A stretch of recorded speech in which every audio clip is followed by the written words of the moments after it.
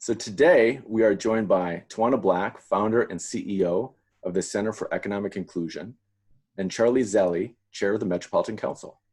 And together, we're going to talk about some good news for our region, because wouldn't we all like to hear a little good news? The good news is that dozens of organizations in our region are now eligible to compete for $1.5 billion in federal CARES Act funding to help our region respond to the economic challenges resulting from COVID-19. And until August, the MSP Metro was not eligible to apply for these federal funds because our region did not have a federally approved economic development strategy.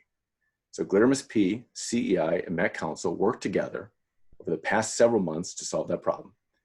Our entities worked to modify the existing regional economic development strategy into a document that was formally adopted on August 12th by the Metropolitan Council. So we're going to talk a little bit about how that came to be, and most importantly, how to apply for funding. So welcome to you both. Thanks. Thanks.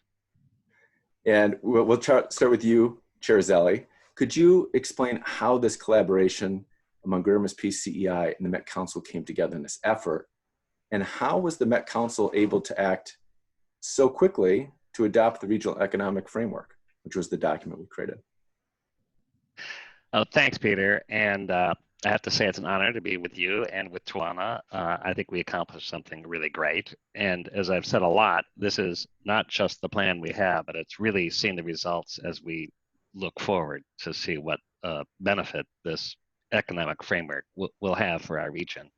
When you think about how it came about, yes, we acted quickly, but it has roots from a long time of collaboration. I think Met Council and GREATER MSP were talking about it over the past year, that this region does not have a SEDS plan, a economic development plan.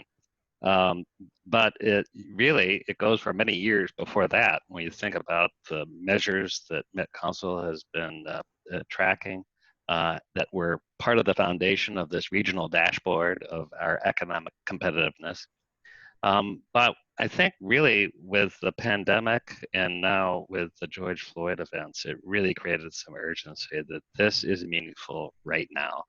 And with the CARES Act providing as much as $225 million to this region, we need to be stepping this up to provide opportunities for these grants to benefit the region. So I think that although it's a fast track, it was really built on a lot of that strategic work that had been going on collaboratively for some time. And I know our work in the past with the Center for Economic Inclusion has also been really key, coming in at this time to think about Black, Indigenous, people of color, but also more importantly, how that is really shaping the inclusive economy, which has been a vision for some time, but now it is both opportunity, urgency, and as I reflect on that, truly the future kind of staring us in the face. So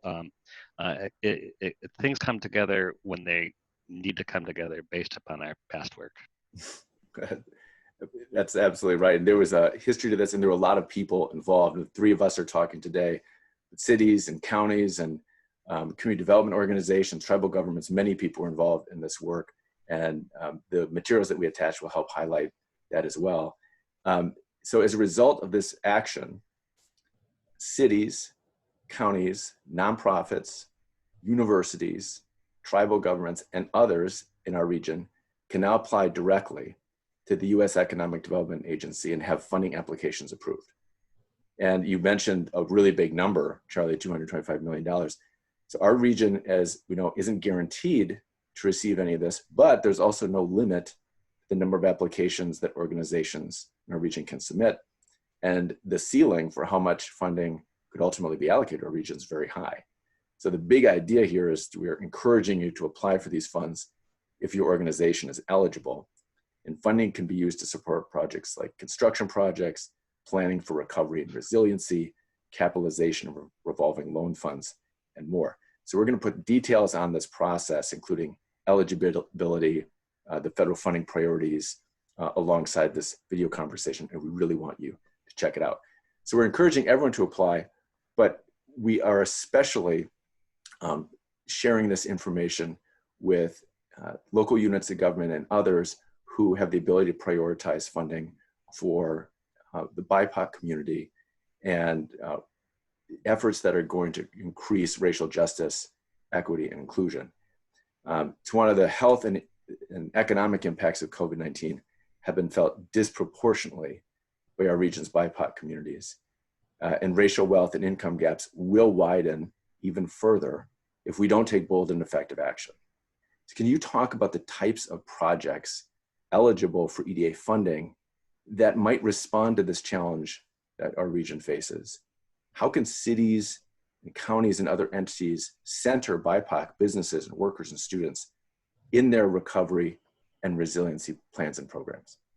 Absolutely. Well, I would echo Charlie's comments and those that you started with, Peter, that this is really a unique time in our region and our state and certainly across the country, and gives us a unique opportunity to not only think about how to close gaps and respond to COVID-19, but really how to propel our region forward in its economic growth. And by centering Black, Indigenous, and workers of color, by centering the businesses that are owned by our Black, Indigenous, and communities of color, and really thinking about how those workers and business owners can really be centered in our efforts to grow the economy, and then taking advantage of these EDA dollars right now and thinking about these 9 areas that are really centered in the regional economic framework and this strategy.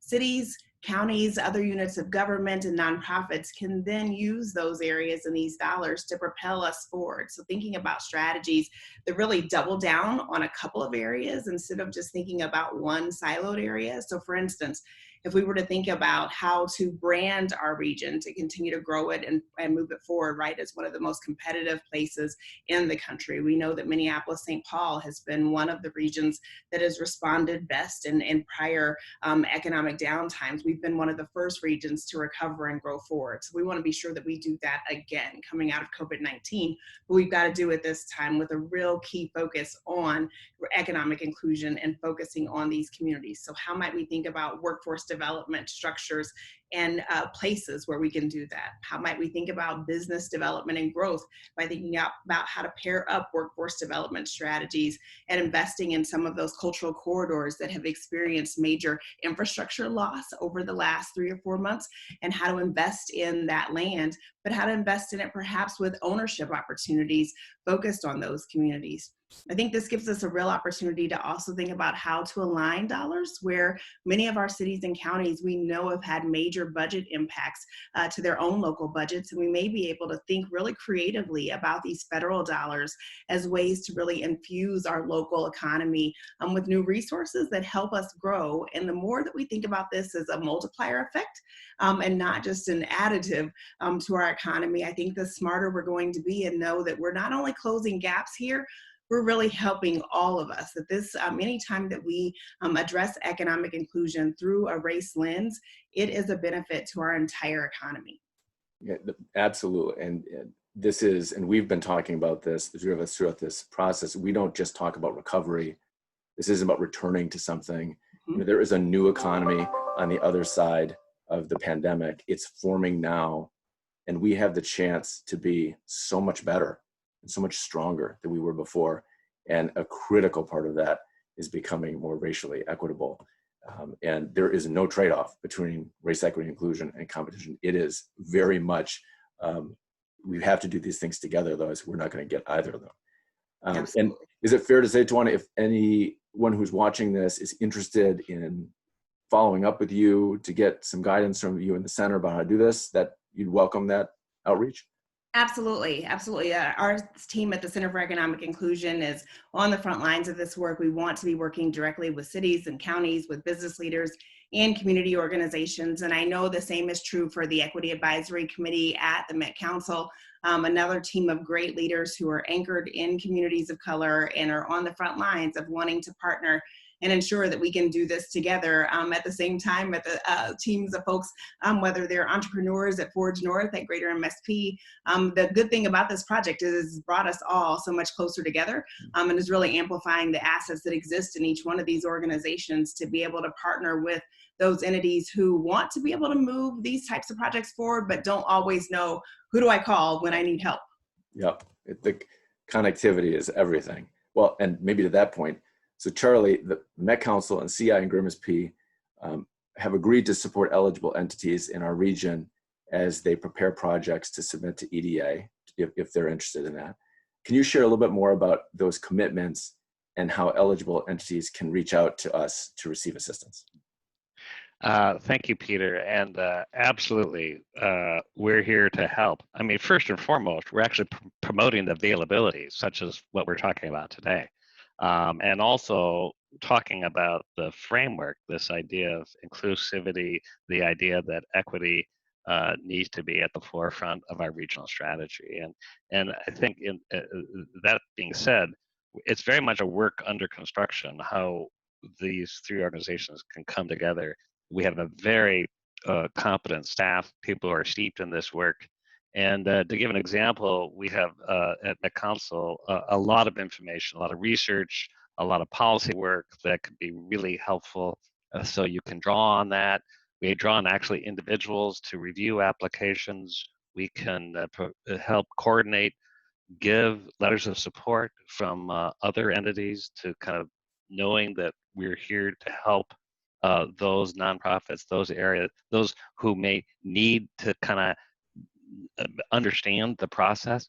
We have people, and all of us, I think, will be able to help with that. So, I mean, the important thing is, if you're not sure, reach out to any one of our organizations, and we'll help be a guide. Yeah, that makes sense. I just wanted maybe if you have anything to add to that, and maybe fill us in on some of the other things that CEI is working on right now that you'd be excited to share. Absolutely. I would echo the comments that Charlie just offered. I think some of the work that we're really excited about right now that's complementary to this is supporting Ramsey County in a 10-year economic competitiveness and inclusion plan. And while this is Ramsey County, there's so many counties across the region doing great work. I think why we're excited about this is it is the first county to really anchor this work of economic competitiveness and how to grow your economy, make it attractive for growth, and at the same time really grounded in the principles of racial inclusion. So whether that's housing and housing affordability, or looking at how to partner with local cities, or both those in the urban core, but also those suburban cities, land development and use, excuse me, business development and growth.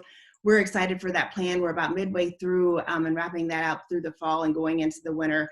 And really excited by the growth that we've seen there. But at the same time, as we think about what we've experienced here in the region through this COVID-19 period of reimagining our work in the region, but then also responding to what our residents have felt here in the region after a man's life was taken at the hands of police officers, and many of us have had to reconcile with that.